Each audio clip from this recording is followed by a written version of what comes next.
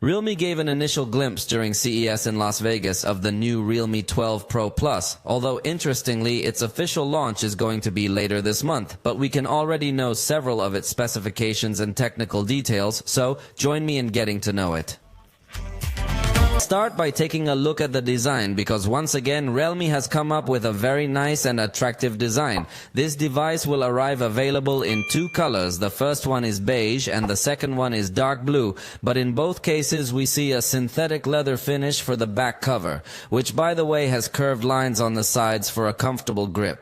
On this back cover we are going to find a centered line with a metallic look, which honestly looks very nice, joining with the outline of the camera module that is circular, which also has a metallic look. This design is very reminiscent of flagship devices from Huawei, Honor, and even Xiaomi, so it is becoming more and more common to see these types of designs with a rather large round camera module centered on this back cover on top of the range devices. Although it should be made clear that this Realme device is not their flagship device, but interestingly they have put some very interesting little details that are not usually seen in devices of this same range.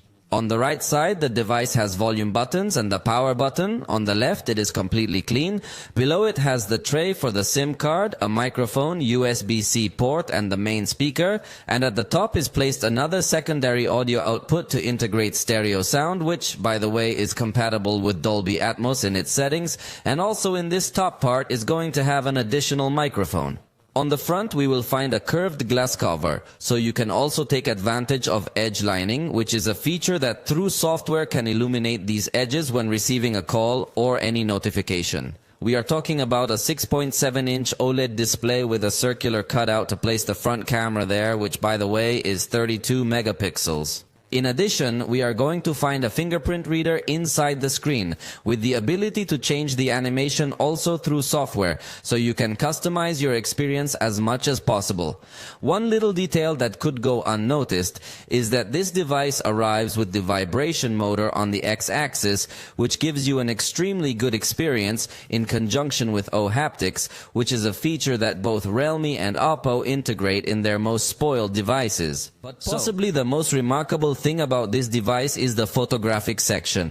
It has 3 cameras, but thanks to cutouts inside the sensor, we could say that in total it integrates 5 cameras. To begin with, we have the ultra-wide camera of 16mm with 8 megapixels and f2.2 aperture.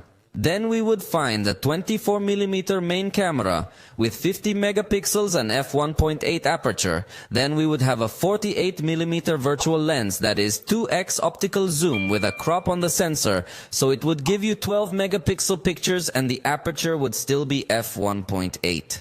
Then we would find a physical lens of 71mm, that is zoom 3x completely optical, with 64 megapixels in its resolution and aperture f2.6. And finally we would have a virtual lens of 140mm. As you go zooming in, it gives you the setting expressed in terms of smartphone and also in terms of camera, that is 1x, 2x, 3x and so on.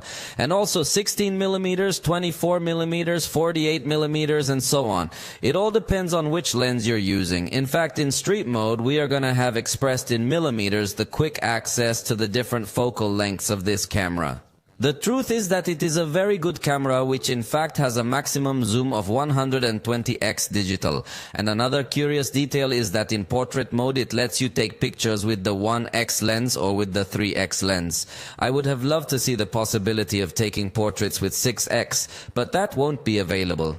When recording, the zoom will go up to 18x digital, and it will allow you to switch between the 3 lenses as long as you are recording in full HD.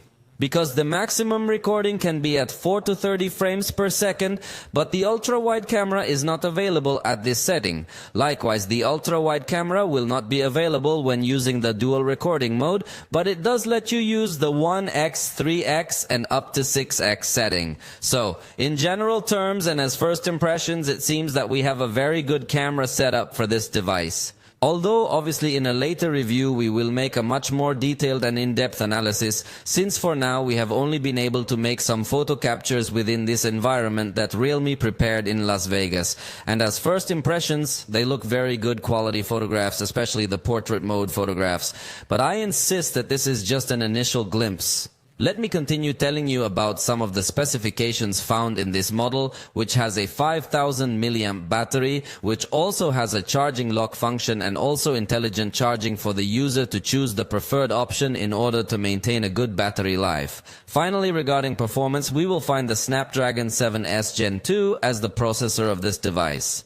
The truth is that it is a fairly efficient processor, although we have not tested it very thoroughly, but it should have an excellent performance since it also comes accompanied by 12 GB of RAM, which are also complemented by 4 GB of virtual RAM, which from my point of view is completely unnecessary having so much physical RAM. On the other hand, the storage goes up to 512 gigabytes, so overall we are talking about an extremely complete device which is probably going to be one of the best competitors in its segment, but we have not yet been able to know the price, as this has been just an initial glimpse that Realme has prepared to show during this year's CES. For the moment we have reached the end of this video. If you liked it, you know you can tell us, and we'll see you next time.